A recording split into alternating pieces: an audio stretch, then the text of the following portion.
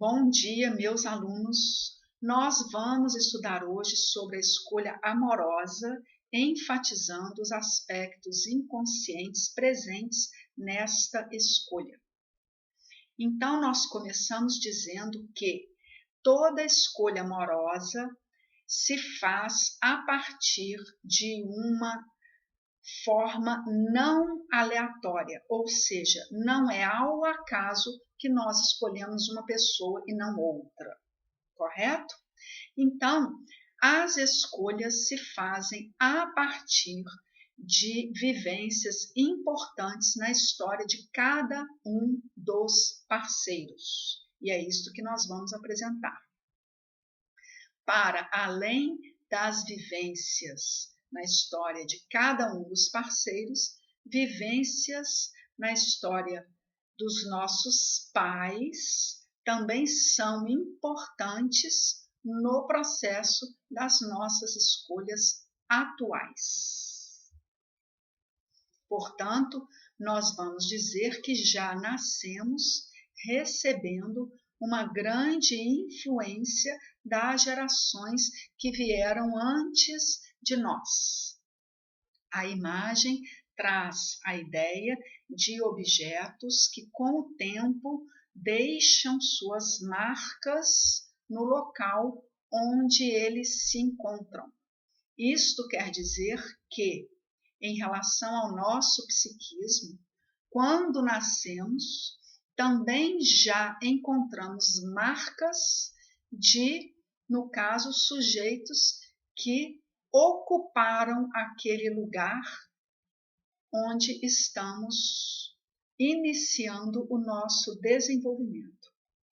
Portanto, qualquer que seja a história anterior ao nosso desenvolvimento, essa história irá fundamentar e inaugurar o processo do nosso desenvolvimento psíquico.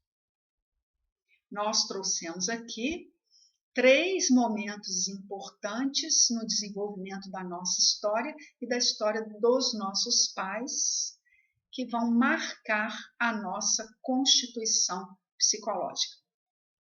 O primeiro momento é a dia de mãe-bebê, que é o processo de construção emocional e mental, sobretudo para o bebê, que se faz a partir da relação com a mãe, tá?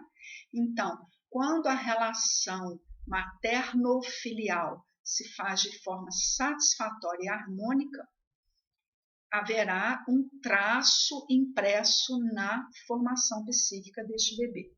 Já quando a relação tem tendência ao abandono, haverá, portanto, outro traço no psiquismo deste bebê. Avançando um pouquinho, este bebê cresce e vai se deparar com o tempo da vivência narcísica, que é o momento em que o sujeito reconhece a si mesmo. Então, é o momento do autoencontro, do autoamor, do reconhecimento de suas próprias características. É o momento em que o sujeito vai se apresentar ao mundo de uma determinada forma, tá? Que forma é essa? A forma como ele se reconhece até aqui. É a forma como as pessoas que estão em torno também o reconhecem até aqui, esse primeiro momento. Então, a vivência narcísica também determina um tempo importante para as futuras escolhas daquele sujeito. Avançamos ainda mais um pouco, alcançamos a idade aproximada de 7 anos e este sujeito aqui representado por este pequeno retângulo vai passar pelo tempo de construção e resolução do Édipo. No que é isso? É o tempo em que o sujeito vai desenvolver a vivência com seu pai e sua mãe, tá? O casal consigo mesmo e o casal com esta criança. Então, existem inúmeras resoluções edípicas. Nós trouxemos 2 exemplos que vai nos ajudar a compreender a importância desta fase na constituição do psiquismo do sujeito. Aqui nós vamos dizer que o pai, que é este retângulo, se encontra com um certo afastamento emocional da mãe, que é este retângulo aqui, que se encontra, por sua vez, muito próxima da criança, no aspecto psicológico e emocional. Esta proximidade vai significar uma simbiose ou fusão entre o psiquismo materno e infantil. Esta simbiose ou fusão vai acarretar um desdobramento no desenvolvimento da criança de forma pouco autônoma. Então, a criança que vive esta configuração provavelmente terá pouca autonomia na sequência do seu desenvolvimento, ou seja, ela terá traços de indiferenciação em relação ao psiquismo materno e receberá pouca influência da formação aqui do pai, tá?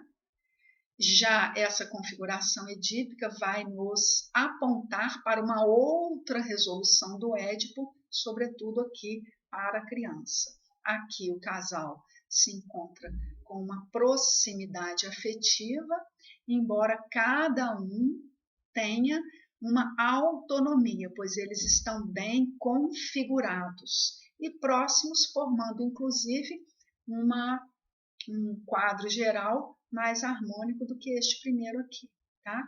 Portanto, a conjugalidade está bem equacionada e a parentalidade em relação a esta criança, nós estamos dizendo aqui nesse quadro que também está bem formatada.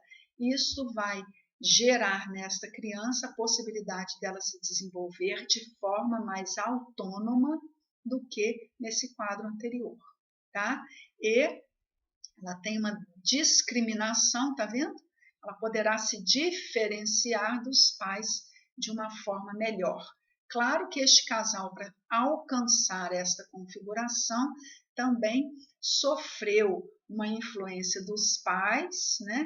Uma resolução da influência das suas próprias famílias de origem de forma satisfatória, alcançando esse padrão de conjugalidade, consequentemente influenciando a formação da constituição psíquica deste filho também de forma mais adequada. Portanto, nós trouxemos neste slide 3 momentos cujos desdobramentos influenciarão o psiquismo da criança de uma forma ou de outra. Neste quadro aqui, nós já mostramos que o desenvolvimento do sujeito depende da satisfação de suas necessidades vitais. Vamos dizer que este pote é o sujeito em desenvolvimento, recebendo nutrientes afetivos, emocionais, psicológicos, mentais de alguém que o nutre. Normalmente são os pais, né? Então, os traços dessa pessoa que nutre provavelmente ficarão identificados, introjetados nesse sujeito que é nutrido. Além dos traços, o padrão relacional estabelecido nesta fase de satisfação das necessidades vitais do sujeito em desenvolvimento, o padrão relacional também ficará marcado no psiquismo deste sujeito aqui que está crescendo. O que é o padrão relacional? É exatamente a forma como o processo de nutrição se estabelece. É contínuo ou descontínuo o processo de nutrição? É harmônico ou desarmônico, né? É afetado com muitas interrupções ou é um processo de nutrição que se desenvolve de uma forma mais consolidada? Então, dependendo da forma como o processo se dá, o padrão vai ser introjetado pela criança e influenciará suas futuras escolhas. Nós trouxemos um penúltimo slide aqui mostrando para vocês, portanto, que o processo de escolhas, olha, as escolhas amorosas dos sujeitos, né, no caso adultos, elas estão relacionadas a algumas vivências importantes, seja a vivência mãe-bebê, seja a vivência narcísica, a vivência edípica e a identificação com aqueles que nos nutriram. Portanto, vocês podem perguntar, bom, se aquilo que está escrito na nossa história influencia nas nossas escolhas amorosas atuais, e o que está escrito não pode ser apagado, portanto, as nossas escolhas estão fadadas à forma como a nossa história foi desenvolvida, correto? Errado. Por quê? Porque, embora realmente os fatos não possam ser apagados, eles podem ser ressignificados para o sujeito que faz as escolhas atuais. Portanto, nós estamos dizendo nesse estudo quão importante é nós estarmos atentos a essas vivências aqui que marcam o nosso processo de escolha, mas que, uma vez observadas essas vivências, elas podem ser ressignificadas de forma que nós venhamos a fazer escolhas atuais mais satisfatórias. É isso que nós estamos apontando neste pequeno estudo. Trouxemos, então, alguns aspectos inconscientes presentes na nossa escolha amorosa. Espero que tenham gostado, deixem aí suas dúvidas ou sugestões. Vocês encontram no site outros estudos e nós faremos outras videoaulas neste tema. Muito obrigada pela atenção.